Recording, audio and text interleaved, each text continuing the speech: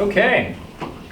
Remember the welcome, and remember the mission of the Great Falls International Airport is to optimize transportation services and development in our region, and our vision is to maximize the airport's benefit to our region. Welcome. Please remember for all of our public participants that the airport appreciates you being here. If you have any comments throughout the work session, please stand, state your name, address, and your comments will be heard. With a call to order, with the quorum of the board present, I call the meeting order. Roll call. Commissioner Eritz is missing. Commissioner Bakke is here. Commissioner Gibbs. Here. Commissioner Lalonde. Here. Commissioner Hoban. Here. Commissioner Smith. Here. Commissioner Timbo. Here. We're all here. Let's start with the Pledge of Allegiance. I pledge allegiance to the flag of the United States of America and to the republic for which it stands, one nation, under God, indivisible, with liberty and justice for all. Okay, we'll start off with the consent agenda. As always, it's made up of routine day-to-day items that require board action but do not appear to have significant public impact. Items may be pulled from the consent agenda for separate discussion and vote by any board member. Item A, approval of board meeting minutes from May 31, 2022. B, payroll checks totaling $100,551.42. C, maintenance and operation checks of number 26790 through 26834 totaling $176,877.13. D, approve the passenger facility charge totaling $61,108.97. And E, the financial reports for May 2022. Are there any items that the board would like to pull for further consideration? All right, with no further consideration, do I have a motion? I'll make a motion. Okay, motion to accept the consent agenda as stated. A second? I'll second. I have a motion and a second. All in favor of accepting the consent agenda as stated, say aye. Aye. Opposed? Consent agenda is accepted. Director's reports. Yeah, just quick note on the financials. I think we're going to end up the end of the year pretty close to plan on budget. We have been trying to get some things done near the end of the year here to get us ahead for next year, getting ordered ahead on paints and oils and that kind of thing, knowing that those price increases are likely to stick for a while. So I think we'll end the year right around plan and be set up pretty well for the upcoming fiscal year here that starts next week. So just a quick note there, we're doing much better than we expected on the revenue side, primarily because we forecasted a deeper downturn last year than we ended up with, even though it was still a 30% downturn. We had projected a little worse than that. So revenues are a little bit better, and then we have the primary reason revenues are better is FedEx didn't get around to executing their lease amendment, as we know, and so their funding ended up, or their payments ended up being over what we had planned, which will rectify itself now if they've signed that agreement in the new year. But for this year, we end up with excess revenue, so a good thing there. On to a quick overview of the airline traffic. As you guys probably all know, if you've looked at any ticket pricing, we continue to be completely sold out. Last month, Delta averaged 92% load on Salt Lake. United was well into the mid-80s. So everything is pretty much full. We don't really have any capacity to spare. Comes fall, we do expect some relief from that. It looks as though United is going to go back to the 2-a-day RJ plus a 50 schedule, which is actually more seats than they're flying this summer, even though we have the main line, which is positive. So that's a good thing.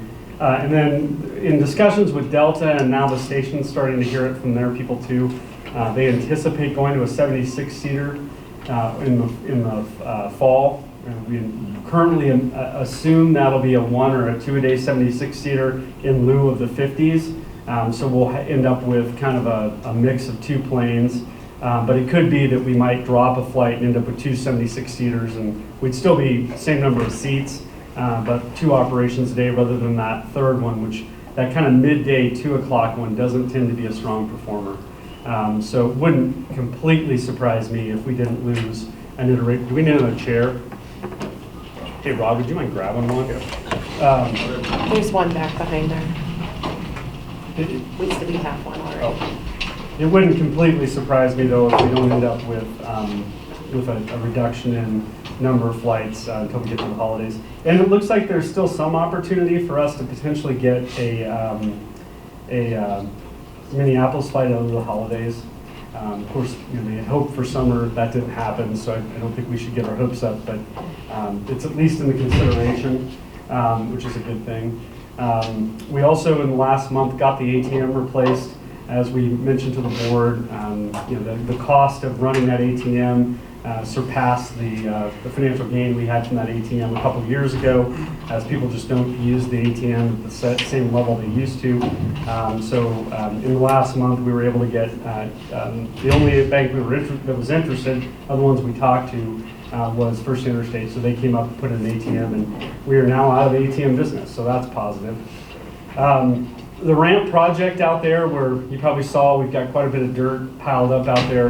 In the last couple of days, the contractor has hit a soft spot in the strata of the cross section that the potholing or the samples before the project when it was in engineering didn't find. So they're going to have to pull out quite a bit more material and replace that with gravel. We anticipate that could be a budget impact of $500,000. We're currently just starting to get the volumetric numbers from them so we can calculate how much of a budget hit that's going to be. Right now, we don't have a solid plan for what we'll do to try and get that funding plan together. Either we might be able to amend the grant to get some additional money out of the discretionary grant on the project, or find some other funding sources. We'll have to come back to the August meeting with a funding plan for that. Unfortunately, they just found it, so it wasn't in time to get anything together for this meeting. We'll be talking over the next couple of weeks to find the funding for that, to see what we're going to do. We might cut project scope. That's another thing we have available to us, would be to take some things out of the project in order to make that work. We're talking a little bit about maybe providing some gate guard hours. We might be able to station one of our people there to do the gate guard, because we get charged pretty handily for having a person sit out there in a car and tell people to come in and out. So we'll look at all the options and come up with a plan for the next meeting. With the, you said a soft spot, have they determined for sure that it's the whole the whole size of the whole thing? Yeah, they'll have it all excavated here in the next day or two. They hit it and are cutting through it. Just almost always you hit sandstone really quickly on our surfaces, and that one in particular is odd because that's below the end of the old runway 7. Somehow that runway stayed in place for all those years with a pretty good soft spot in it. And that might be part of the reason. I don't know, Rod, if you know why. I mean, the intersections weren't in a good spot for today's, what would be allowed where that runway came across, but it might be one of the reasons they disconnected it. Well, it was because of where the terminal was located. No. Too that's close to when the terminal. Yeah. Yeah, when we That's did when low they approaches cut at it off. 2.5, it was wiggling your wings at the guys right there.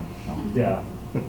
Yeah, so it's surprising that hadn't been identified yet, but up until now, but they hit a pretty good patch of it, and so we're trying to work with them. We have some stockpiled gravel from a project a few years ago that we could use, but currently the contractor's not offering. It's only a 6% discount if we provide the material over just having a pit dug at the United Pit at the end of town there. Right. So we'll work with them some. That might come down some. And like I said, they haven't actually provided the full price yet. We're estimating based on the best information we could get at the time. So, What percentage of funding is FAA for the project? How much would that total? be out of pocket for us? well, if we could get grant funding for it, it would be $50,000 out of the airport coffers. But we don't know for sure if there's enough capacity to get grant funding for it. And if there is, we may have to wait for the next fiscal year at this point, which is obviously October 1st, not January. And then whenever they start issuing grants into that next year, which could be next spring. So if we were able to get grant funding, we may have to carry that $500,000 cost until next spring. So carry on. until they can get around to issuing grants off the next fiscal year. So a lot of questions yet. The FAA was on the call with the contractor. Rod and I were, literally just before we walked over here and grabbed a bite to eat, we were talking to everybody for the first time about it. So, pretty fresh issue, but I did want to let you know since we're not planning to meet in July. And then another subject that some of you probably may not even recall, but there's a group of Heritage Flight folks called ALSIB, which is, I'm not going to get this right. Susan, do you remember? It's the folks that Bravo 369. Bravo 369, but it was the Lend-Lease program. The acronym is ALSIB. Seventh Ferry Command. It's a 7th Ferry Command, folks, but ALSIB's Alaska-Siberia route. That's what that stands for. Okay. Yeah, for the Alaska-Siberia route. They did a fly-in here about 5 years ago it's been. And they were so impressed with the history of Great Falls Airport with the ferrying group and the History Museum and our approach to really aviation development here, that they have some interest in putting a museum here. And we had talked about it back then, that they might be interested in moving a couple of their planes here to be part of the Great Falls community and having a flying museum here, where you could potentially see some of the airplanes that were ferried to Russia during World War II. And so the property on the master plan that we designated for that is behind or on the land side of the large hangar. There's kind of an odd triangle spot in there that would work pretty well. And so I hadn't heard from those guys in quite a while with the pandemic and everything else, but they contacted me last week, and we had a good call this morning, and they're reviving that project. In fact, they want to, right now they can't, part of their mission is to have a relationship with Russia and many of the places where these planes were flown into, Kamchatka and some of the other provinces, the governors of those areas in Russia. And that's obviously on hold. So they want to rededicate some of their time to looking at the museum possibility. So they're planning a trip out in August. We haven't gotten any further than identifying the month. But they're planning a trip out here. I told them we would get some meetings together in the community. They're going to put together a brief presentation of what they would like to do. We'll get some meetings together in the community to get them attached to the right people. I'm thinking probably General Livingston and some others in the community that could get them potentially in touch with the right donors that might have some interest in this in the state.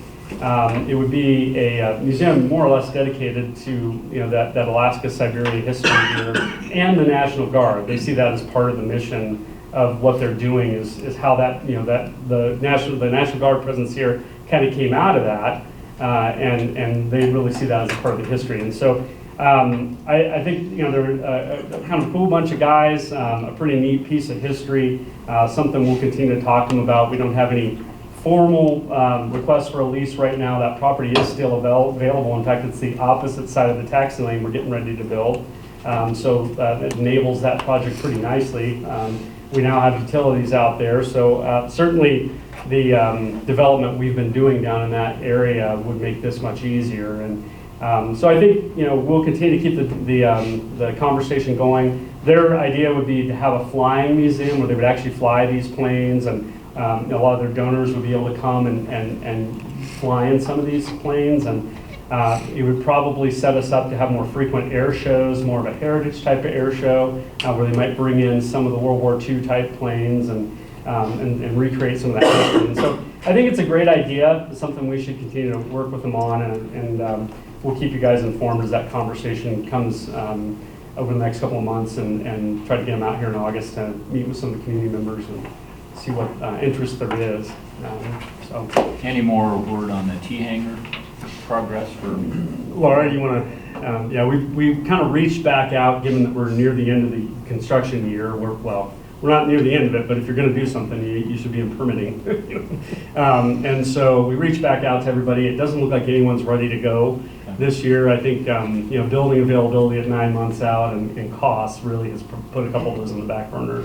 But I think getting the taxi lane done and being ready for a project in the next year or two is still the right thing to do.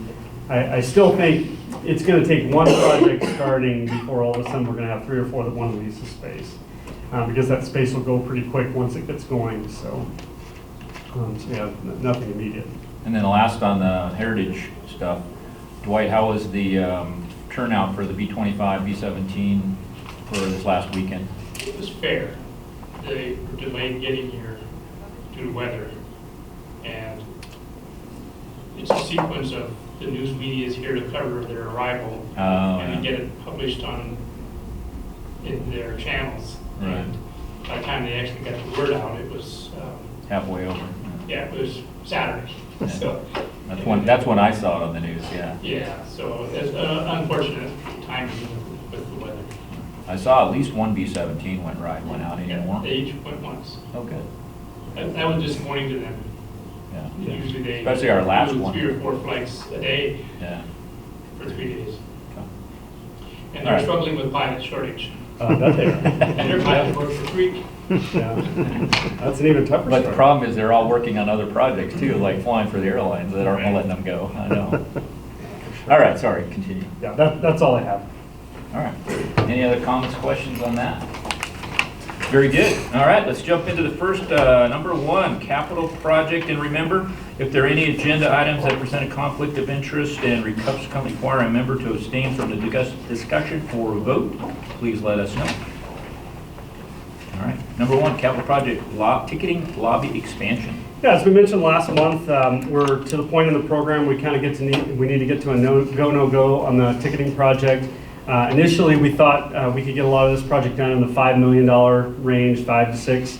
As I said at the last meeting, we've added some scope to this. We're going to have to replace some of the bag belts, which we've added. I think we assumed that would be nearly $1 million of the $8.4 million budget. We also initially had hoped we would be able to get some used ticket counters from the airlines. That's often an option where they've remodeled a major hub like a Denver or something like that, that they would have something used that we could bring in that would still be in really good shape. The carriers would rather we go ahead and build the cabinetry in this one and do new cabinets in this, and so that's a cost increase. So I mean, there's in addition to that, we've just got escalation. The cost of doors, for example, was eye-popping. It's just very difficult to find doors and to get them installed in this environment. And so we end up at a budget of about $8.4 million. The funding plan, which is shown on the part 3 there of the memo, shows we plan to use about $1 million worth of PFCs in the program. The PFC is a passenger facility charge. Our current application is expiring. We've used almost all the allocation from that application, so we have to refile a PFC application anyway. This would be one of the bigger projects in there. We would include that as one of the main projects. Probably have 2 or 3 projects, adding up to about 1.4, 1.8 in the next PFC application. $1 million of which would go to this project. We'll be collecting that obviously every month. As you see, we adopt every month the PFC collections. So that would be something we would be paying ourselves over time and collecting back from PFCs. The airlines, we plan to charge them about $1 million to the capital program for this remodel. This does remodel all of the airline space from the ticket counters through the airline offices. We don't believe those offices have been touched in 40 years. Really, they're pretty dated and in pretty rough shape. The other thing this project does, obviously, is recreate the baggage makeup area. So we would be creating, instead of individual garage bays, which are very difficult to get equipment in and out of and become very crowded when we're trying to get TSA in there and airline employees and tugs and carts and the water cart that might freeze overnight outside. Those areas become incredibly congested, and so we'll be doing away with the individual bag makeup areas and having one large screening area in the back where everything will go. And then all of the equipment is pushed to the back wall underneath the expansion area that we built back in 2014-15. That area will be enclosed, and the tugs and the water carts and everything will go out into that area. So what this leaves us is a pretty clean floor for the TSA to have their screening area and for the airlines to make that handoff with the bags. What we don't really know yet is what happens in that bubble.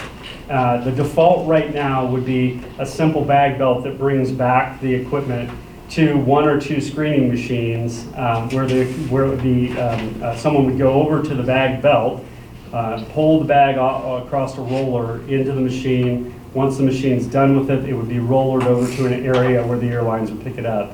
That's the default. We've also submitted another transaction agreement to the TSA for an inline baggage system, which would really be the best way to move forward because that would be a fully automated system where once the bag is put on the belt at the airline counter, it would go in the back, go through the screening machine. Once cleared, it would come out of the screening machine and go over to some type of mechanized pickup. What happens in that TSA bubble of screening is really what is funded through the OTA agreement, the other transaction agreement. And so TSA has, at the corporate level, has to decide whether or not they are willing to do an inline baggage system, and they would provide funding for it. Otherwise, we'll have a much more manual system, which is still light years ahead of what we have now.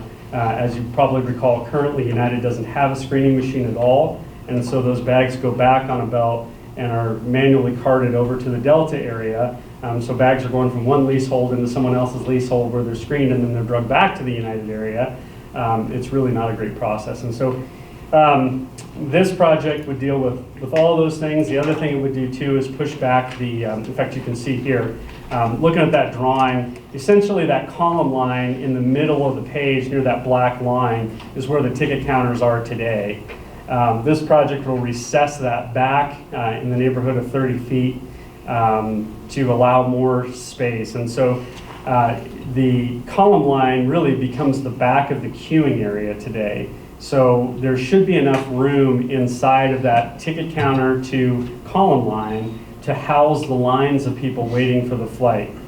Today, as you all know, when you wait for a flight, you're right up against the doors, and there isn't a lot of circulation space to get behind people to get past them. We're fortunate in that the Legion is at the end of the building where there's a little kind of sun cubby there that allows that line to kind of snake back and forth and shove into the corner. Because if they were in the middle somewhere, or if we got, say, a Frontier that boards like in the Legion, we would have a massive line blocking the lobby so that people couldn't get past.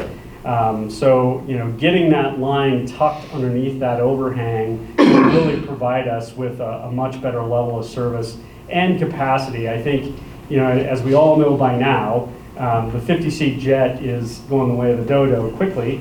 And as we get these larger planes like the Airbus that we have now, that queuing line is getting longer and longer for them to process those planes. And so as we change from many small flights to several large flights, that lobby is going to have much more pressure in the future as we try to get those bigger planes through. And so getting this project done, getting that queuing space, solving the TSA screening issue that we have down there now, really the elements that we're attacking with this project, not to mention modernizing the airline offices and the bag belts.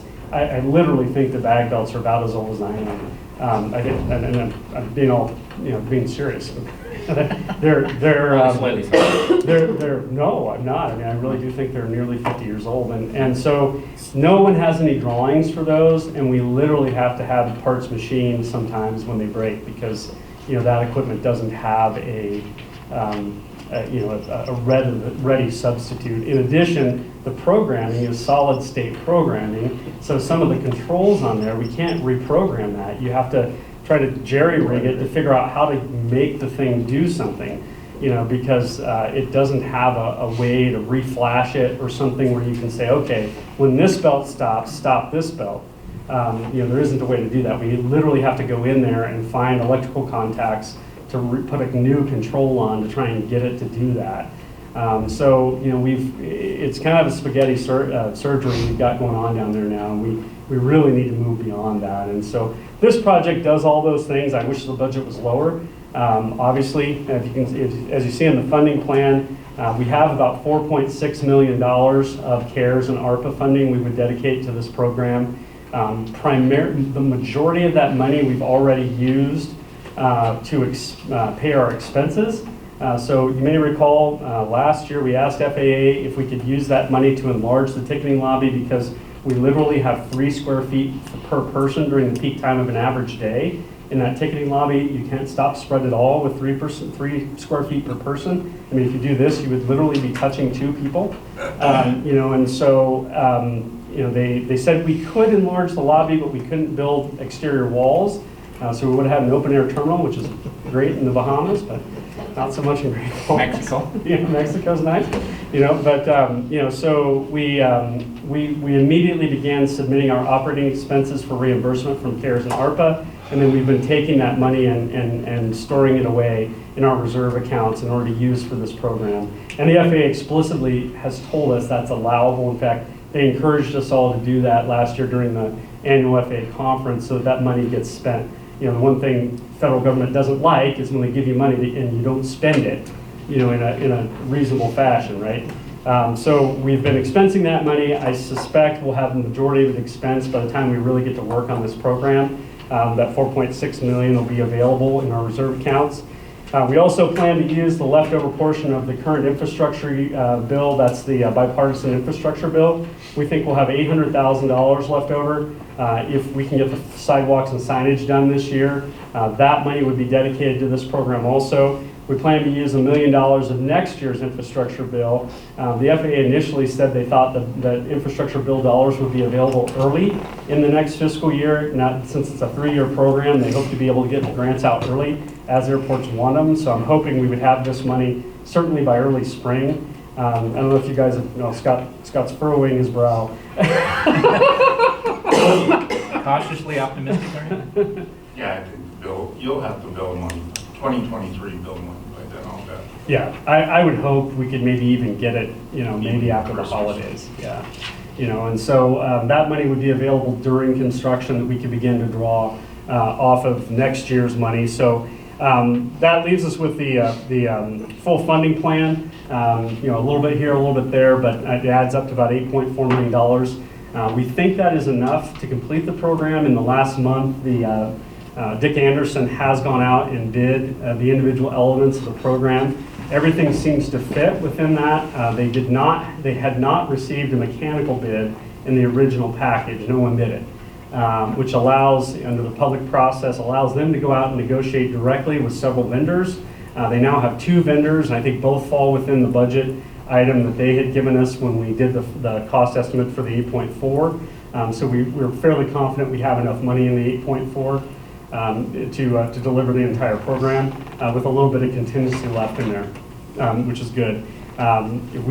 We do think there's some opportunity for some cost cutting on top of that, which we will be, if the board would approve this today, we'll continue to push on cost cutting measures to see if there's ways we can save below that $8.4 million budget. One thing we talked about even today was Bozeman is taking out their baggage belts. They're about 10 years old. There might be an opportunity to reconfigure some of those belts for our use. Yeah, they're new compared to ours. Well, 10 years is pretty, it's a whippersnapper. Take some of that. So that might be a possibility, and I don't think that's a terrible idea to try and reconfigure some of those belts into our usage. Belts are expensive. And then on top of that, we also have some flooring options, and we thought we'd give the board an opportunity to kind of look at this. So this is the area, right now the ticket counters are in the black line essentially. And so when we push back the ticket counters, we run out of terrazzo. And so you can see in the foreground of that picture, the pink terrazzo and the river pattern that exists down there. That river pattern is actually labeled Missouri Brakes right in front of the ticket counters today. And so, this is another decision like we had during the last terminal remodel where we can save about $70,000, is that about right? $65,000 by putting down a wood porcelain panel or a wood porcelain tile in that area. Wood porcelain tile would have a pretty long lifespan, I think easily 20 years if we used an epoxy grout. Not over the river. but behind it. Well, right behind it, so Yeah, that. from the black, on the new On part. the, yeah, the new part right there, we could Right. save about 65,000 by doing a wood tile in there, which would look nice.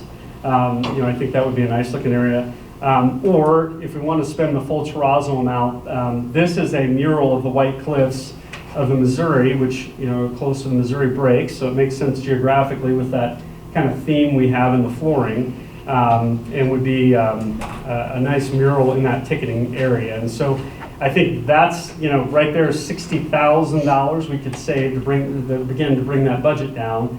In terms of life cycle, Great Falls High has had the same terrazzo floor in place for, its entire existence. It's virtually indestructible. Can be stripped, repolished, spilt on. It cracks without opening. Especially the epoxy stuff that they're using now. Pretty hard to beat it life cycle wise. I don't think we want to put carpet in there. I mean, that field of carpet would be practically a 2-hour job to get clean. You really need to be doing that a couple times a week. It would make it much quieter, but at the same time, the life cycle in carpet at an airport is generally 10 years. We've gotten lucky and we've gotten 15, even 20 almost now, right? Almost 20 on Almost 20 out of some of it. all this stuff. But some of it's pretty stained up too. I was gonna say, but if you talk to Commissioner Aritz, he would say that it's overdue. Yeah, I think he's right. Yeah, and so, I mean, I think, that's, one area where we begin to work on that budget. At the same time, I think we're giving up a little something in terms of, one of the interesting architectural elements of the building, which is that floor. So we don't have to make the decision now, but if we need to find cuts, then we could plan. We can do however the board would like to proceed. You could direct me to, tile that, now in this approval, reduce the budget. I mean, you don't have to approve 8.4 million. You could say, let's get it to 8.2 and we'll begin, some cost cutting to try and find a way to get that thing down. And we will continue to do that. Like I said, the baggage is probably the ripest area to get it down. We've scrutinized some of the plan set pretty well and haven't been able to find a lot of savings. Unfortunately, all of the electrical for every one of those airlines is located where it's going to have to be moved, and along with their communications, which is a substantial amount of the cost.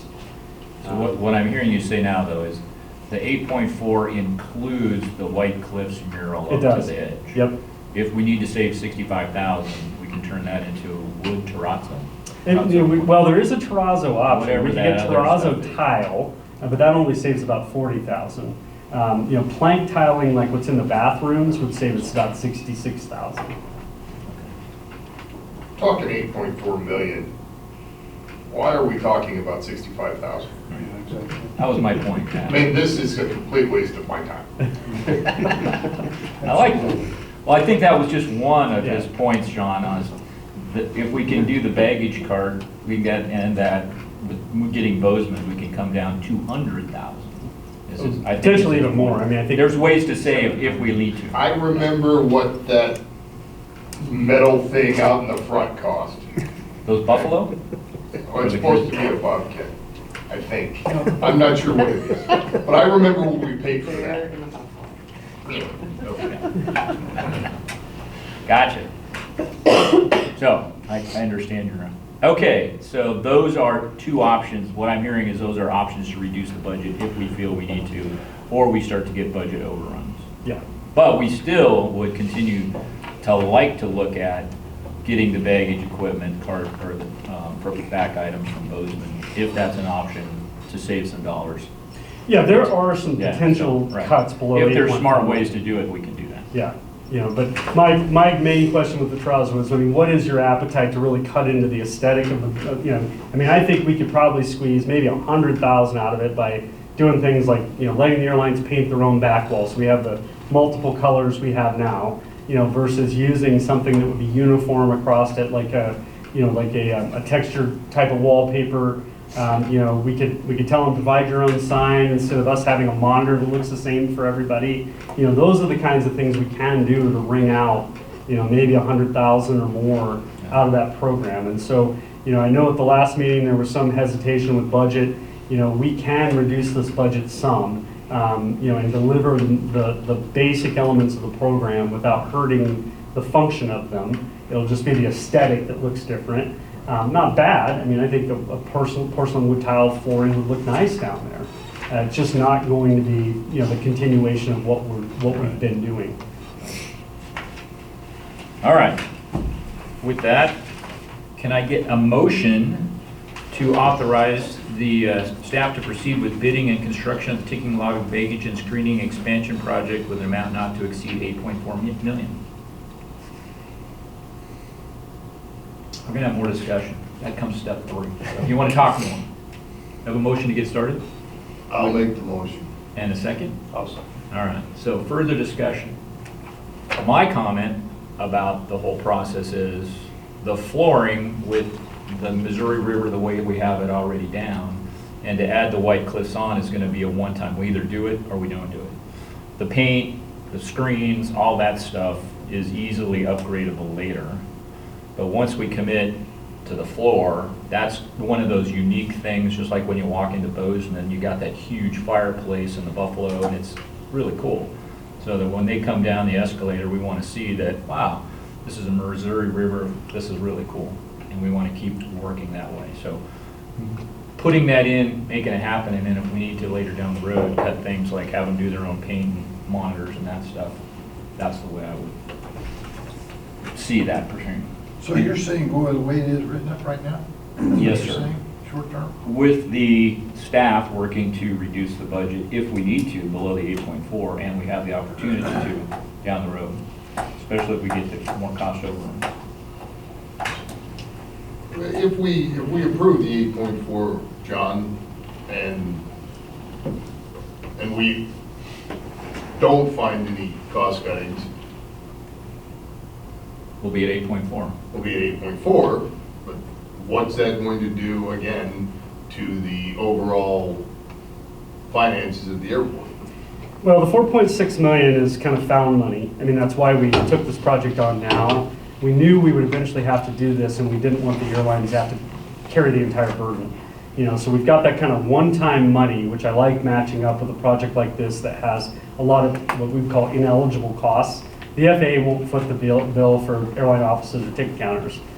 So, I mean, my opinion is this is going to be our best opportunity to match one-time money with a project that has a high degree of ineligibility. And that's why I think now is the right time to get this done. Is we have that 4.6, which we're not likely to find that anywhere else. The airlines are still going to commit $1 million to the airline rates, but the lion's share of that will actually be collected in the current year because we've got design costs that we're funding now through the capital program the airlines pay for. So they're going to be halfway through or better of the $1 million by the end of this month, more or less, in their user rates. So I think in terms of the look ahead, we are consuming PFC capacity. The nice thing about PFCs is we could go out and do an application to pay for the matching portion of our projects the next 3 or 4 years, so that the airlines got no impact from those projects. That would be ideal. So if we can cut $1 million out, maybe that bag system works out and we end up with saving $300,000 or $400,000, $500,000 that we don't put in the PFC application, that would be my prejudice, would be to try and reuse those bag belts so that I can use those PFCs to offset other airline costs.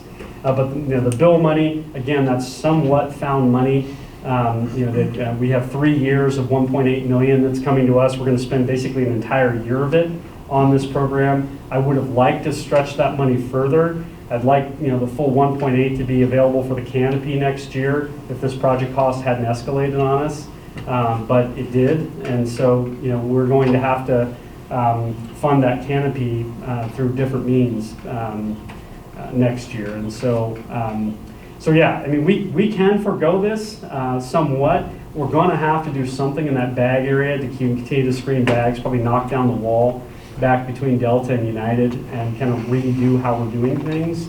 But I mean, we could limp by the way we are right now, and continue to have the lobby full and that type of thing on busy days.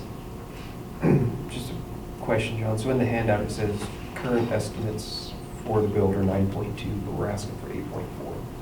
So if it ends at 9.2, we're just holding the bag for, No, we'll cut the scope back to get us within 8.4, but I think based on the bid openings that and the mechanical we just got, I think, you know what the total number is? Did you guys look at that based on the mechanical? 6.2 for just the construction. It's side 6.2. from the Anderson. Yeah, so I mean, I think we're getting close to 8.4 million. We did cut some scope out of it from the 9.2. We removed some drains and some concrete work in the last, was that month or 2 months? So we went back into the plan set and pulled some things out. Josh also got some really good bids that were substantially lower than you expected last week on some of the electrical work. So I think I think we're down closer to the 8.4 now. I think we have that budget nailed down. When I did the math on Friday, I thought we could deliver it at 8.4 based on current bid prices, not knowing what the mechanical was and using his estimate. Since that time on Friday, when he got, at the end of the day, when he got his bids, it looks like those are going to be within his estimate. So I think we can get to 8.4 with what we have right now. To do everything that we want to do. To without do the having entire to cut anything. without cutting anything. And that's with new bag belts. That's with new bag belts. So if we get the Bozeman bag belts, we could potentially even cut Cut it more. We might be able to get under 8. Yeah. And we have some contingency also, because there are some things that we're not going to be able to estimate readily, like for instance, the fire insulation, depending on how bad the demo contractor bangs up the insulation, you have to replace that. It's very difficult to volumetrically guess what that is until you see what the demo does to the building.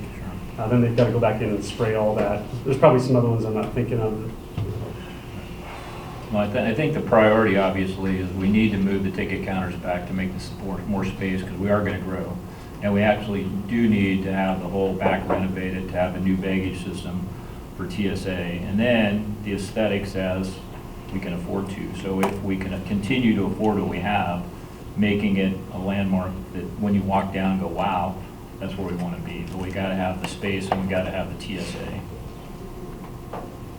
Yeah, I mean, we can't proceed with the TSA area the way it is. I mean, that's apparent. Okay. Any other comments? Concerns? We gotta have the floor. You can't half-ass the floor. You got to have the Missouri brakes. I like it. Because we got the buffalo, right? And we got the grizzly bear. So you got to have the floor. I like what you're thinking, though. Yeah. Okay, if there's no further discussion, all in favor of authorizing the staff to proceed with bidding and construction of the ticket lobby, bagging, and screening expansion project not to exceed $8.4 million, say aye. Aye. Opposed? All right, Thanks. spend it wisely. Okay, next, number 2, front loader and snow scoop. Yeah, so as we mentioned last month, our current ramp hog, our loader and front scoop is over 10 years old, and it's getting up there in hours. And in talking to our crews of the last 10 years, as we put that first ramp hog in operation, the feedback has always been it's a good piece of equipment, but it'd be great if it was bigger.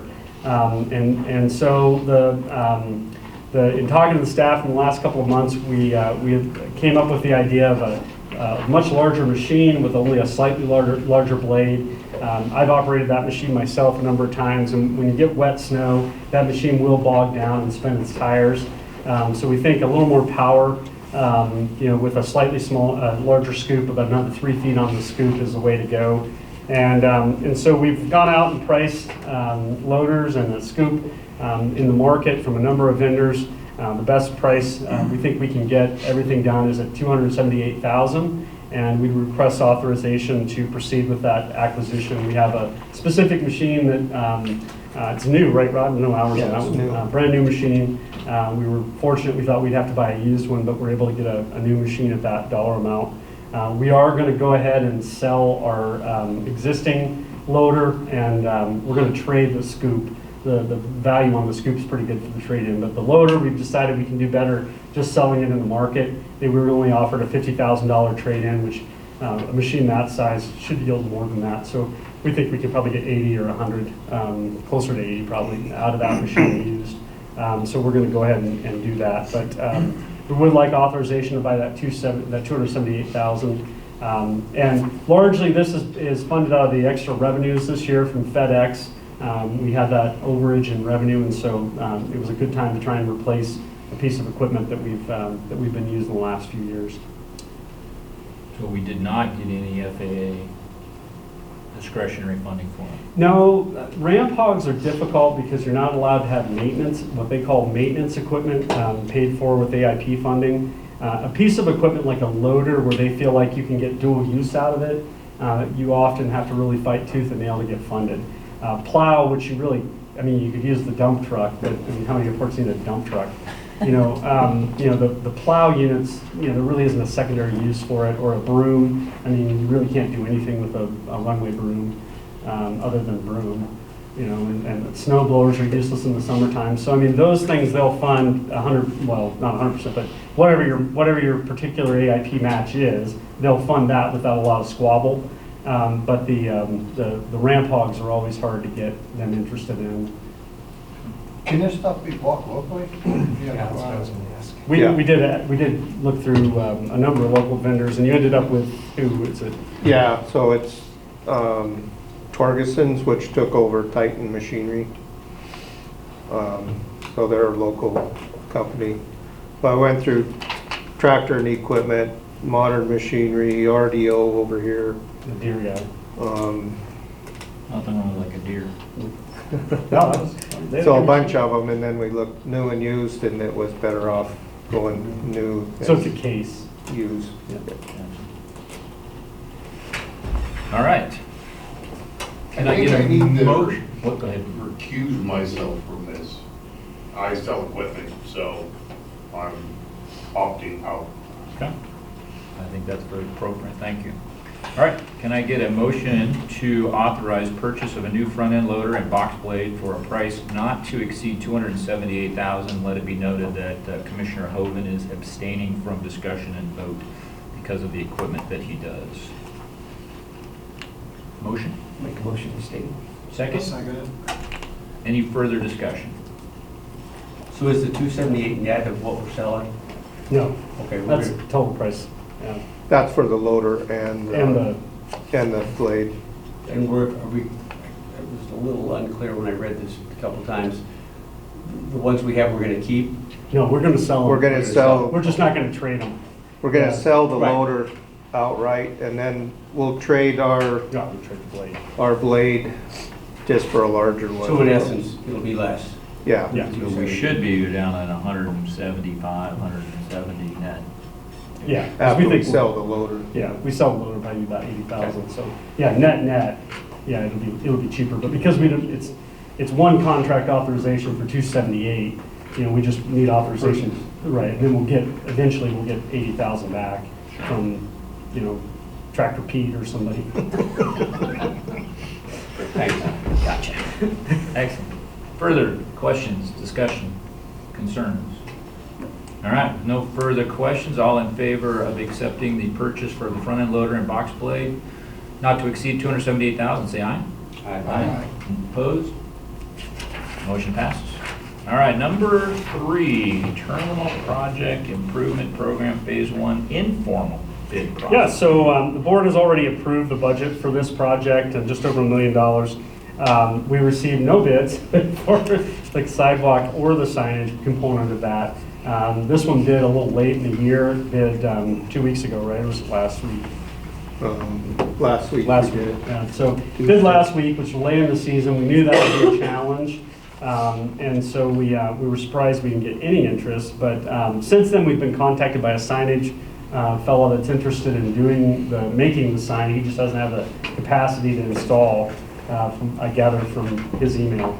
And so since we've fulfilled the public process that the FAA requires by advertising and bidding, the FAA allows us to go to what we would call an informal process, which allows us to call several vendors. The state also allows that process. Call several vendors, solicit bids, and then select from those bids. And so that's what we're in the process of doing now, to try and find someone that might be interested in taking on the project. The sidewalk itself is a fairly small project. They have to install a sewer pipe down the front of the building to pick up all the storm flows off of the front of the building, which surprisingly there isn't any now, and the back of the canopy, and then just rebuild the sidewalk. It's not a very complex project. So we think that maybe we can find a smaller vendor that might not be used to doing federal work, that we can get interested in that project. The sign project is a little more intense in terms of the installation, just because the installation, they got to go up there and get that sign off the front of the building, which is up there a ways. They're going to have to use a crane, or a scaffold or something, and then reinstall the sign down the front. There's also a fairly heavy sign that's getting taken down over the escalators, and that'll be replaced too. So, I can see why some of the sign manufacturers may not have the capability to do that. So we'll have to find some way to see if we can pair them up with potentially Dick Anderson or someone else that could do the installations to see if we can get this project going this year. The sidewalk in particular, I do want to get going. Our insurance agent wrote us up last year because of the cracking out there, and you've seen the heaving. I mean, there's definitely starting to get to be some pieces that are shoving up and coming apart. So ideally, we'll get this all contracted over the summer, but we do need to come back to the board and ask for permission to proceed with an informal process as opposed to the formal bid process that we undertook last month. So we really have no idea, we have somewhat of an idea that the $1,055,000 is still appropriate. We just don't know until. The feedback we're getting is people are just too busy to take it on, and so we'll have to cut back scope to get within that million if we end up with or we'll just waylay it until next year and take it on then if we can't get decent bids. But our intent would be to try and get it done this year. Hopefully we'll have a long fall to find somebody that gets their work done early and be able to get all that done. All right. Concrete with the houses. All right. Can I have a motion to allow the staff to proceed with an undertaking of the informal selection process to solicit bids for the Terminal Improvement Program Phase 1? I'll make the motion. And a second? I'll second. Any further comments, questions, or discussion? So that 950 infrastructure bill money, is that going to be a combination of 23 and 24? No, it's all this year's. So it's 22? Yeah. So there's We got this- the 800 and the 1.8 million. million is 1.8. Right, yeah, we get all 1.8. So the first end of it was going to be this, and the back end was going to be the baggage, but it may flip over where the baggage gets money first, and then this one gets the rest of it. So If we cannot get this bid, can that money go into the de-ice pad over $500,000 overrun? boy, I really don't want to mix that many funding sources. I mean, we've already got 2 different grants on that project because they had to fund the majority of it last year. Because remember last year we only got 1 bid and it was out of Spokane and the cost was really high. The FAA was able to get 21 money last year, which we kind of reserved at the year end, and then they came back and issued a new grant for 22 money. And then on top of that, we have entitlements in there. If we add a 4th grant into that, it's going to be an accounting mess. So I'd really Sounds like rather somewhat of not. a mess already. It sure is.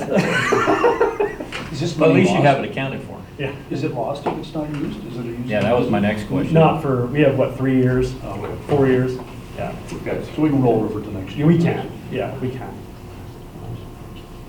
All right, good. Any other comments, questions? Okay.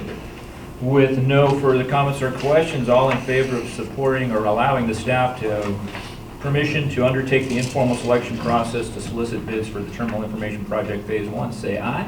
Aye. Opposed? Continue. Okay, last but not least, of course, the City of Great Falls Industrial Discharge Permit. At the front end of the de-icing pad project, in working with Public Works, they had asked us to do an industrial waste permit, and the board authorized us to execute an industrial waste permit for the glycol ponds, and then the city wanted to also add in the Biffy dump. As we've gotten into that process and seen the requirements of that permit, We had some questions about that, which we've gone back to Public Works and asked for a more clarification of the regulations that underlie those requirements. And as we've gone through that, we don't think the permit is necessary. I just heard this morning from the Public Works Director that the city is willing to rescind the permit and refund the permit fee.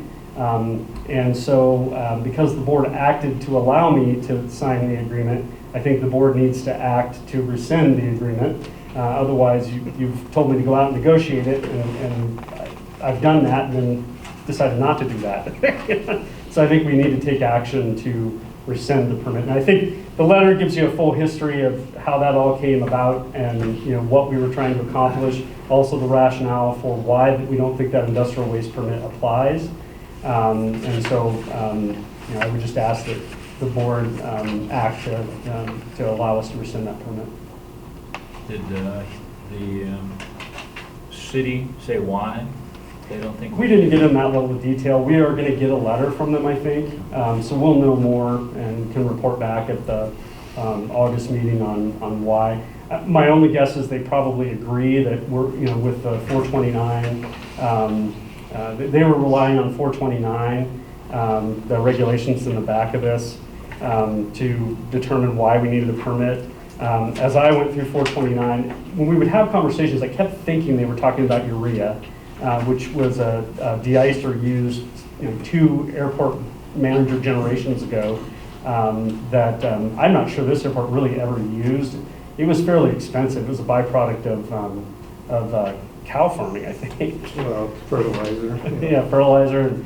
And so it was always fairly expensive. And so I doubt this airport ever used it. In the north, where you have dry snow, a lot of airports just sand it back in the day. And so out east, you had more wet snow and icing, and so urea was used a lot out there.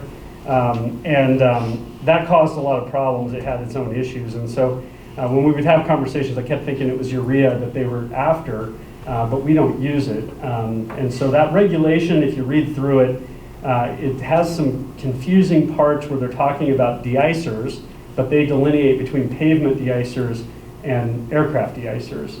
Our pavement de-icers would not go to the city sewer connections. They would go to our outfalls, which are permitted through the state on the Sun River.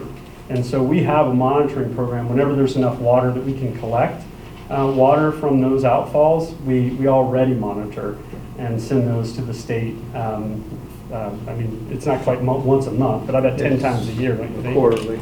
Yeah, well, I mean, how many samples do you collect a year? Oh, 4. 4, yeah. So, I mean, we're already doing that. But then the pavement or the aircraft de-icers are collected in our de-icing pond over here, and then the FedEx vault. The FedEx vault was always designed to release to the city sewer, as the letter says, back when it was built, more than that, 99. 99. Yeah, and so when it was built, it was designed to be released, but several years ago, the city came back and said, hey, we'd rather you didn't. And so we started pumping that we have to do it by hand because we don't have a pipe, but we pump it and take it to the dehydration ponds, and then we evaporate that out. And so evaporation is the best process if you can get it to work. If you look around at what systems airports have, out east, they have triturators and aerators and things like that because the humidity level doesn't really allow the evaporative process to take place, and they get summer rain, which is a big factor when you're trying to dehydrate a pond. Us on the other hand, I mean, hell, it never rains here, so we can dehydrate that stuff out. Usually by this time of year, we're getting kind of thin. So in the whole scheme of things, when this first came up, Rod and I started talking about the de-icing pad because one thing that allows us to do is, if you think about the pipe being in the middle of the terminal ramp and the new de-icing pad, that isolates the amount of area that will get de-iced, plain de-icer on it, right? I mean, so everyone will drive over to one spot and get de-iced, and only that amount of snow will collect in the system. Meanwhile, we can come over on the main terminal ramp, which is much, much larger, and plow that and broom it and get it down to bare so that liquid doesn't end up in the dehydration pond. And so as we started talking to the city and their desire for us not to release that pond, which that pond we never have released, you know, we thought, well, this de-icing pad would help, and we can limit the amount of fluid we catch, which really gives us a lot of capacity for the future. You know, we really shouldn't have to expand those ponds for quite a while now that we have the de-icing pad, because there simply will be less fluid collected. And so that's part of the solution, I think, is really limiting the amount that we put in there. And then when you probably recall, when we approved the new FedEx deal a couple years ago, one of the features of that lease is they're paying us an annual amount, which we're putting into a reserve account in order to replace their vault with a de-icing pond that'll be very similar to our glycol pond that we have. So in the next 5 or 6 years, as that fund gets to be enough that we can undertake that, we'll go out and build a new pond, which will collect that fluid, and then they'll be dehydrating that fluid over there, along with our airline fluid over here. So over time, I think, you know, we will improve this, you know, the amount of fluid we have on hand. And then on the Biffy dump thing, I mean, the airlines, you know, they definitely don't want to do that. They're not doing it anywhere else right now, and so they were adamant on that. That I think one of them said it's the hill we'll die on. I thought that was a little extreme, you know. But in any event, you know, in talking to the city this morning, it sounds like that permit isn't necessary, so we don't have to proceed down that path.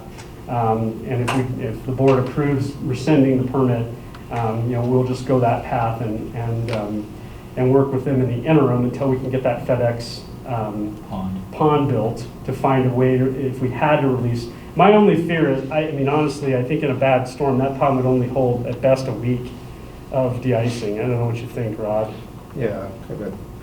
Maybe a week. And so, you know, if we have 3 feet of snow out there and we can't get a pickup in a tank out to that de-icing vault and then over to the pond, you know, we certainly don't want to overflow that vault.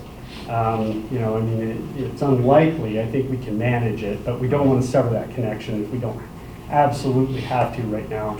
If we had to, could you just terminate the de-icing from FedEx and move them over onto our normal de-icing pad? No, their planes are too big. You know, we don't want that 7.6 over, or you know, or even the 7.5 is going to be awfully big for the wing. Okay. You know, to be in that terminal loop. That's part of the problem, is their planes are so much bigger than, you know, the stuff we have over here. Plus, they don't want the time to do it. They're pretty time sensitive on their operations. So, but I think, you know, largely we've got this kind of figured out. We just need to rescind the permit. Commissioner Wolf, any knowledge or comments from the city side of the world? No, but I'm taking notes because I am meeting with the city manager on, let's see, Thursday. So I was just wondering, that's what I was wondering, if this needs to be rewritten. I mean, from the city, if No. this is so old. What's that? Like the, Oh, no, that's actually the is that FAA? that it's EPA, I think. Okay. See, it's a CFR, it's a federal reg. Okay, all right. Yeah, it's a federal reg. But yeah, that one, that's what they're using for their guidance, is it's US, US 449. Yeah. All right, thank you. All right, with that, can I have a motion to allow the airport director to rescind the airport industrial waste permit as discussed? I'll make a motion. Okay, motion, a second? I'll second. All right, any further discussion on rescinding the permit? All right, no further discussion. All in favor of allowing the airport director to rescind the airport industrial waste permit, say aye. Aye. Opposed? Press on. Okay. All right, with that, I'd like to change up the order just a little bit. I know we have some TSA folks here who would like to just talk to us a little bit about privatization of TSA. So we'll take those public comments first, if nobody has a problem with that. And then we'll follow up with final public, or Airport Authority Board comments and final public comments, so. Hello, my name is James Adams, 1525 7th Avenue Northwest here in Great Falls. I am the airport's, or TSA, security training instructor here. I know a lot of you. I have been up here for 20 years since TSA started. And actually, I go back a little farther than that. I was up here with Olympic Security prior to TSA. Prior to TSA, it was the Wild Wild West. When TSA came in, it was the Wild Wild West, new agency coming off the ground. It was crazy. Privatization is on everyone's mind. It has created a whirlwind of a mess for everybody that works downstairs for TSA. Mind you, there's 21 of us left. Through this process, I've been keeping track of all the new hires we have been losing in the pipeline. So far, we're at 12. It's 12 people who are not interested in working for the private company. We've got 3 in. They started working. We sent them to school, which isn't cheap. And they left as soon as they found out we're privatizing. 4 of our officers recently have left. One's leaving at the end of the week, not interested in privatizing. And then another one is going to be leaving here as soon as we get our offers, because we heard the bid request was accepted by DCS, which they're already giving us a call and saying, hey, we're trying to get you guys to work for us. Right now, after talking to their HR rep yesterday, they're telling us they have 120 people in their pipeline to be hired, which is great. That's amazing. The problem is, if you look at some of the jobs they have out there, for example, mine, they're listing it at $41 to $49 an hour, which is amazing. That's $90,000 a year. It's great. What they don't have in that information is that job posting is the whole asset, the whole job. That is your benefits package, that is everything. So when you break it down, that job is only $23 to $27 an hour-ish. So the quality of people that they're trying to get right now is going to be impressive. We'll see basically. It's a little scary. So when you hire on with TSA, you take an oath of office. Sorry, I'm also nervous. I'm not a public speaker. Doing real well. You take an oath of office. With private companies, you don't do that. You don't do that. I've been here, military, came in, here I am, I stayed. I enjoy what I do for a living. I've had several opportunities to go somewhere else, but I believe in what we do as TSA. Now, am I saying I'm not going to work for DCS? Well, my application's been out there. Unfortunately, when it comes to the government side of things, it's kind of full right now. There's not a lot of openings. There's not a lot. So, those of us that have been applying have been trying. And it's 20 years of government service. I don't want to throw it away. Here shortly, I'm going to start working on my high 3. My youngest is 14 now. So I'm going to start working on my high 3, which eventually would cause me to move away, potentially. Don't know. Not here yet. But in the meantime, I just wanted to finish out my time here, let my kids grow up. My coworkers, they're all in the same boat. Insurance, the numbers all look the same. My wife has a couple major issues. I pay $10 a month for her bills. Private sector, it doesn't work that way. The insurance is not the same. Numerically, it looks similar. It has to look similar. That's how everything's been through the process. That's how ATSA, which is the Aviation Transportation Security Act, sets everything up.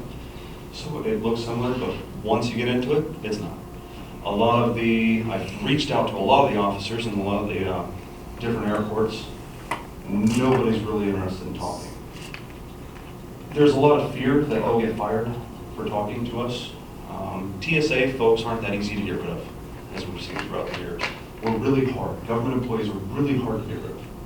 So sometimes you hold on to bad people for a long time. In the private sector, I've worked in Bozeman with a lot of their people, and I've heard rumors. I can't vouch for them if they're true. You look at somebody wrong, you're fired. Now, I don't think DCS will do that. I don't know DCS, but from what I've heard, they're okay. They're worldwide known. So we've got our fingers crossed there. Ultimately, we hope, we ask that you look at that again, please look at that and rescind. It's not something that we want as the officers. We'd hoped and heard from our management, we're going to fight for you guys. Through a little back conversation, our management came out and said, no, we can't do anything. We have to stay neutral. This was just recently. So that's why I'm here today. Yeah, I know, deadline, crunch, crunch, crunch. I get that.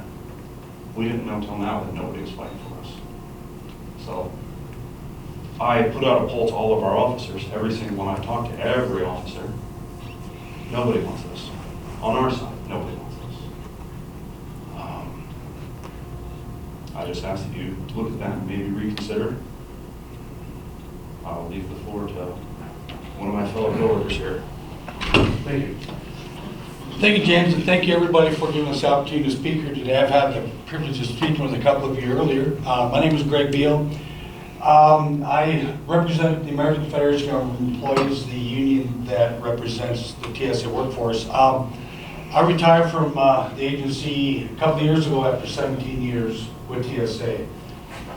And so, certainly some of our conversation was a lot of the points that you guys offered to me, the reasons that you come to this decision, I really can't argue. Like I told you, I couldn't argue in those points. I know what it is. And I certainly see and understand the reasoning why this board came to the decision. In fact, just the one day I've spent here, I've heard a few more things. And so certainly, I really do understand where your position, where your point is on this. But again, I'm here just to hope that if there's any opportunity for reconsideration here, that this board would consider that. And again, I speak for the employees. As James mentioned, if there's any of these employees that really take the time to look at the benefits working for the federal government versus the private sector, certainly there are benefits to the federal government, even if it's TSA. Anyway, I'll just say that. I can say because I'm retired. That's the best position I've ever been in. But still, they do realize that, and they are still better in a government position than in the private sector. And I also want to say, I bring this forth because I truly say this because I've concern for this airport. I've also heard that at least one other airport in the state that was in the private sector that went back to the federal sector. Reason that I've heard is just because of staffing issues.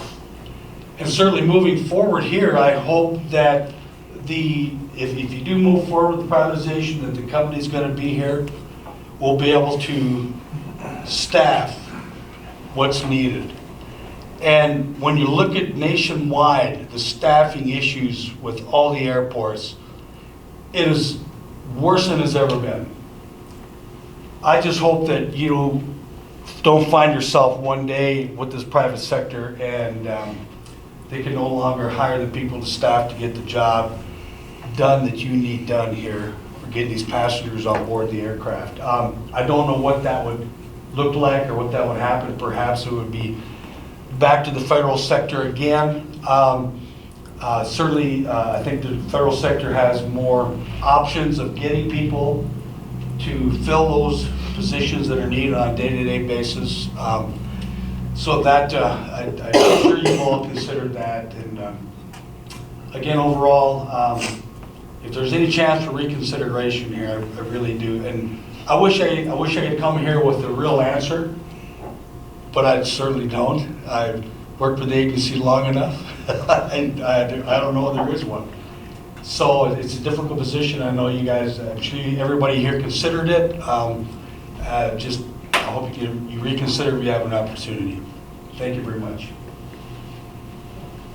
John, do you want to say anything about that? No, I mean, this has been an issue that from my earliest days here, the board has had interest in, and it's kind of waned and up and down throughout the years. And as I've said several times to this board, when I first got here, we had tremendous customer service problems that, in the screening areas that were difficult to address, and that was one of the, hardest times because, really, and even up to now, I mean, you can't really have good conversations about customer service in the current, environment. I mean, in the years I've been here, we can send customer complaints down, to the management down there, and there's never any way to address it. In fact, they're encouraged to email the National Clearinghouse. That's the remedy. And so my hope is we can improve on that. I think, as to the workforce issues, I think that's a tougher issue. And then what I will say is the customer service, really since we moved to the new checkpoint has improved. I mean, we get far fewer complaints, than we got, 5 years ago. Really a lot of those issues have ferreted themselves out, and things have improved. So I think largely, a lot of those issues we were reacting to initially, have, worked themselves out in that time. And so, as to the employee issues, I know there for a while we had some TSA folks that were contacting board members and were very interested in us entering privatization. I think part of the reason for that is, we're seeing the consolidation of our schedule, as we talked about earlier on, from a lot of little operations throughout the day into several banks, 1 or 2 banks a day, which makes this split shift schedule, which is very difficult. And that is really hard on the TSA employees for them to maintain full-time status, to work that schedule. And so my hope is, if we do proceed into privatization, there is some opportunities in the private screening area or private screening world to have more part-time work for people that want only to work some of that schedule, not all of that schedule. For folks that don't want to work full-time, or for folks that want more flexibility, that we can accommodate that. They're absolutely right. There is a labor issue, and you see that throughout. As I've talked to the airports in the Northwest region about the staffing issues, honestly, the privatized airports in Montana, of which the majority of the volume now passes through privatized airports, they're not experiencing the staffing problems that we've seen, in getting people here prior to the privatization. And so I think there may be some opportunities.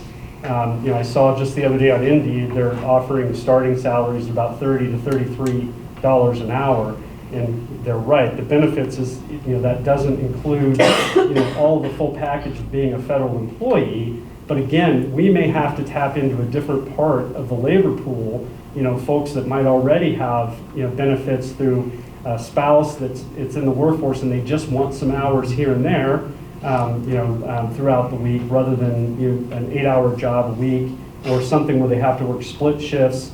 They might have, the availability in the morning, but not the afternoon. That's my hope, is we can tap into a different part of the labor pool and try and get folks in the screening checkpoint that may not want that full-time commitment. I think that's where we're going to have to try and increase the labor participation rate, is in that realm. And I think every job is seeing that, right? I mean, you talk to Target now, if you can only work weekends or 1 day a week, you're hired. Same with the high school right now is experimenting with trying to get younger kids working in the workforce, because, we've got to reach out and bring people into the workforce that right now may not have the ability to work that 8-hour shift or 2 split shifts, or want the benefits to make this their primary, career. We're going to have to look for ways to incorporate more people in. We were having significant hiring problems prior to the privatization, and that's really where I think, everyone's going to face it, whether it's TSA or the private company. I just think the flexibility of working for a private company is going to make it easier on some of the employees going forward to do what they need to do as an employee, rather than working with that inflexible federal system. And so, we definitely have heard both sides of it. Unfortunately, most of the people that wanted to go private, have left well before we considered private. So there are, both sides to that story. But I do think, when you look at being able to staff, the checkpoint right now, TSA can draw on a national resource to pull more people in. The problem is our peak time is everyone's peak time. So we really haven't ever seen any inflows. In fact, we've seen outflows from that program. And so I think next year when all of the Montana airports are kind of rebid, there might be the potential that one company has the majority of the airports in the state to where we can draw out of that labor pool during peak times, locally, rather than having to try to draw out of that federal system. But I mean, certainly it's, there's not an easy answer, right? I mean, every organization faces these labor issues. I think a lot has to do with how we look at the workforce of the future. I think it needs to be more flexible than really what we can do under that TSA structure. Did the TSA try to affect your management of this airport? No, I mean, they're a partner agency like the FAA, and I think, at times, we end up in disagreements about how best to do that. I think, as we look at, some of the issues that have come, out of, the TSA, sometimes, they're not as patient as we need to be, right? I mean, unlike Bozeman or Missoula, we haven't had explosive passenger growth and the opportunity to renovate, our entire terminal several times. I mean, Bozeman's been under renovations practically the entire time, the last 10 years, without stop. And so their opportunity to fix issues like the baggage screening areas and things like that are much more readily available than ours are, where we've only done one remodel in the 12 years I've been here. And largely that was because of TSA.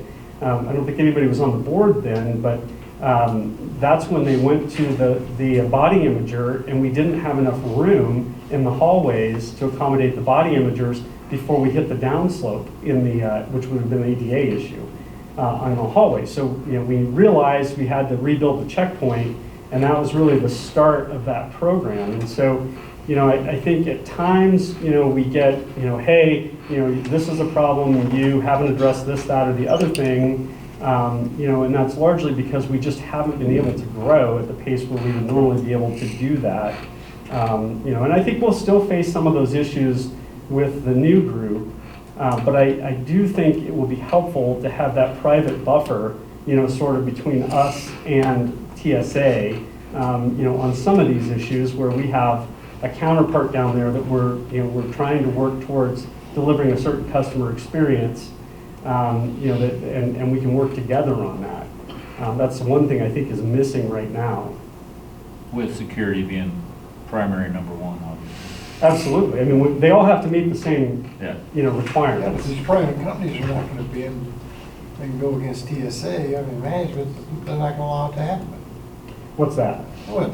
The TSA, I mean, these are private companies come back and, agree with you and go against the wishes of TSA. It's not No, gonna but They're not going to do that. They're not going to do that. I mean, They're gonna everybody's do- going to have to apply the same security regulations. What I think we've got the opportunity to do is to work with the private company to say, hey, look, rather than telling that guy he had to take his belt off so his pants ended up on his knees, maybe there's a different way to do that, and that's where the failing right now is there's not a structure in place to have those conversations.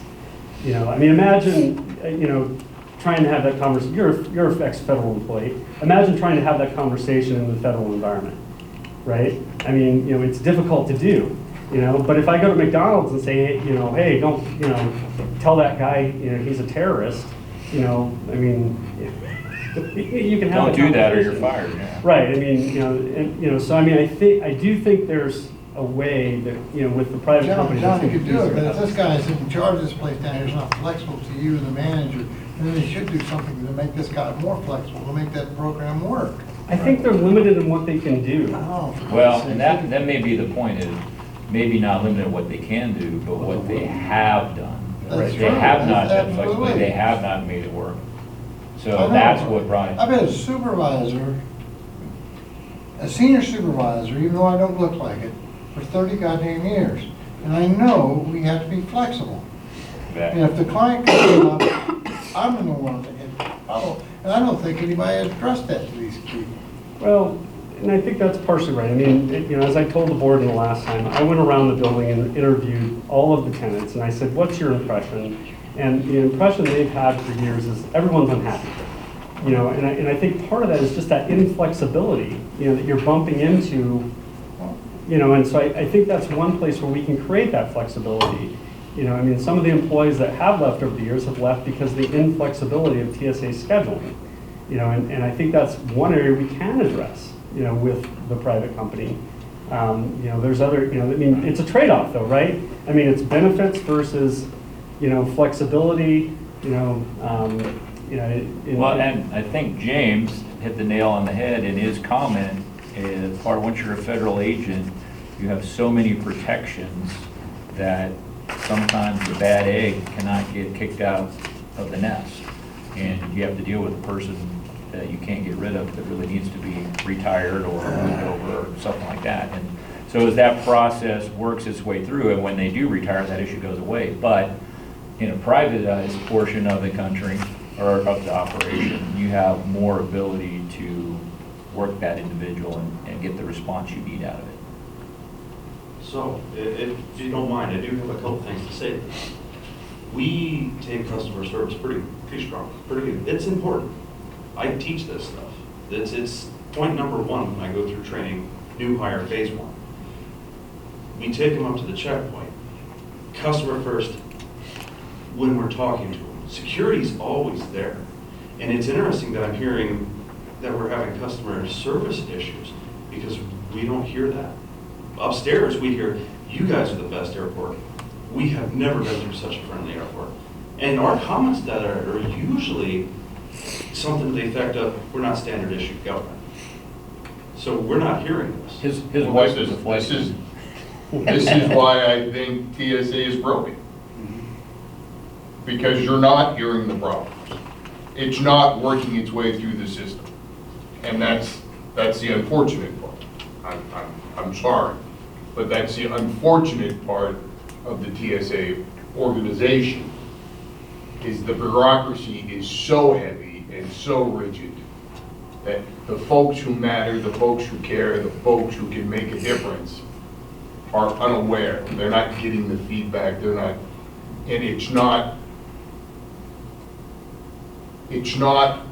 the process or allowed for us to interact directly with you. I think that's part of the issue. They're told to email the, for lack of a better, the 800 number, whatever it is. The TSA, I used to know it by heart. The customer service. Yeah, and then that never, I don't think that ever comes back at a granularity where people can make the connection. And in the few big incidents we've had, the couple of kind of disastrous customer service occurrences, there's never an end to it. We can never get to, okay, we see how that happened, and this is what we'll do to address that. Those ends never meet. Whereas if Oakwells goes out and has a major incident, I can get the owner of the company to email someone and say, hey, we cocked that up. I can even get Allegiant to do that on occasion when they really monkey something up. I can get someone at corporate to email them and say, hey, we really goofed that up. Here's a voucher for $300 or something. Obviously they're not going to give them a voucher, but at least there's an end made. And that's where I think, I won't say what group, but this was just a month ago. I was given a presentation to a large group, probably 100 or more people in the room. And, here came the TSA stuff, and so then, at one point someone said, well, maybe you guys should look at private screen. I said, well, we're in that process now. And I swear to God, I got a standing ovation. There's a lot of latency in there that doesn't have an outlet to get to the agent on the ground so that they know where those pressure points are.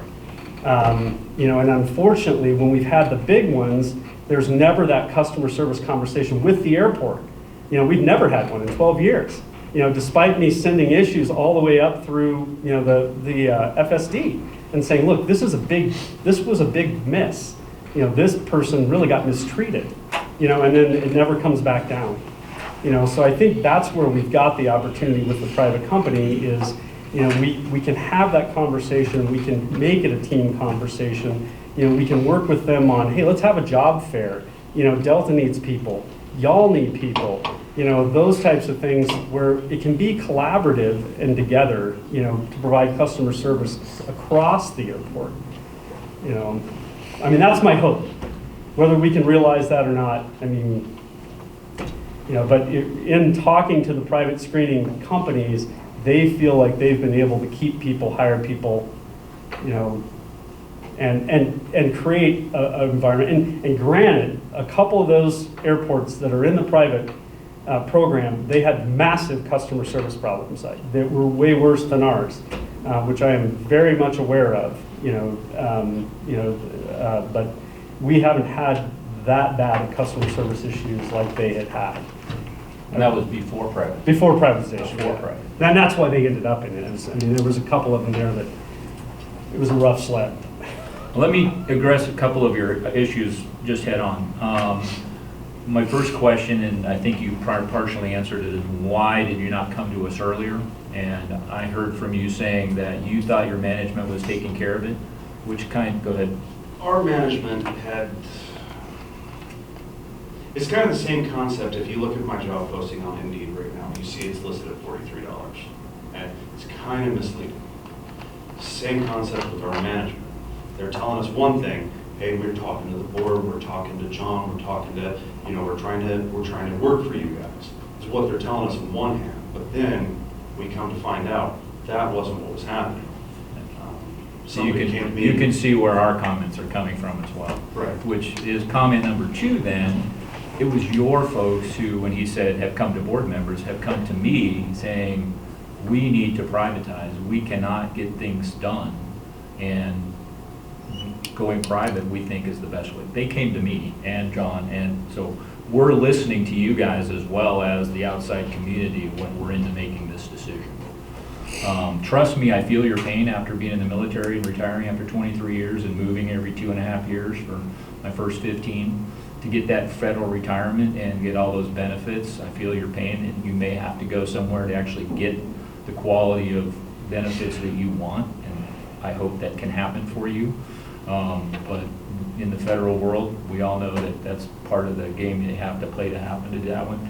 But primarily what I'm hearing you guys say is it's the personal benefits that you're afraid to lose that is why you're afraid to go private versus the quality to everybody else and the whole social impact that we want for the people and the customers going through the TSA, which is what we have to be worried about.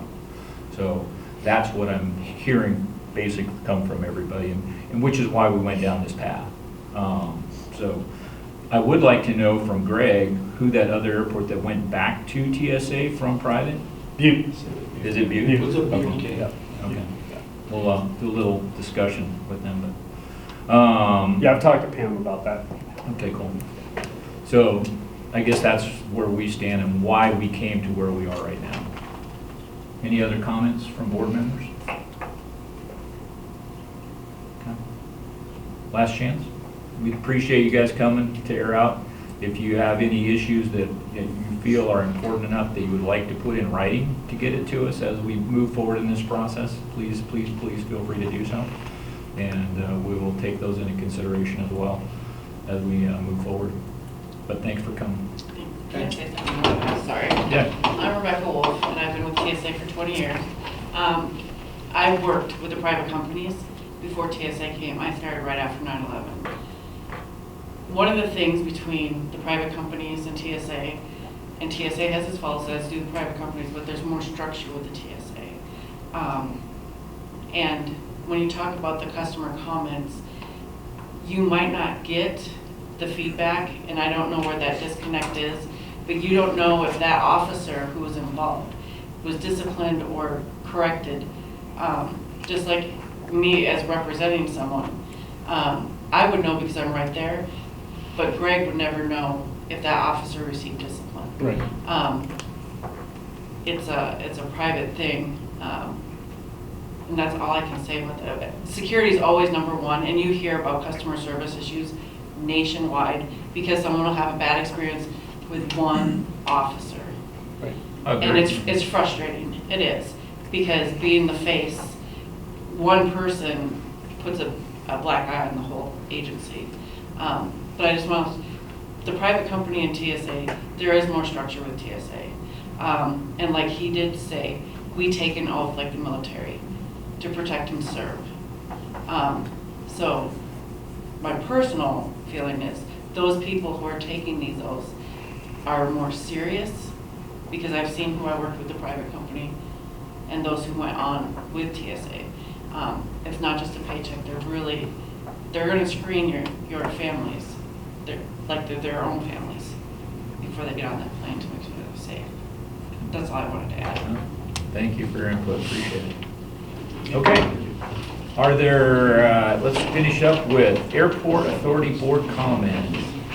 Thank you guys, appreciate your comments. Thank you all. Nice to finally meet you guys. Yeah, absolutely. Just did a nice Good to job. meet all of you. Thank you very much for your time. Okay. Next, whoops, wrong one. Sorry. Airport Authority Board comments. Commissioner Hoban. None. Commissioner Gibbs. Commissioner Timbo. Can you give us a quick update on Sydney?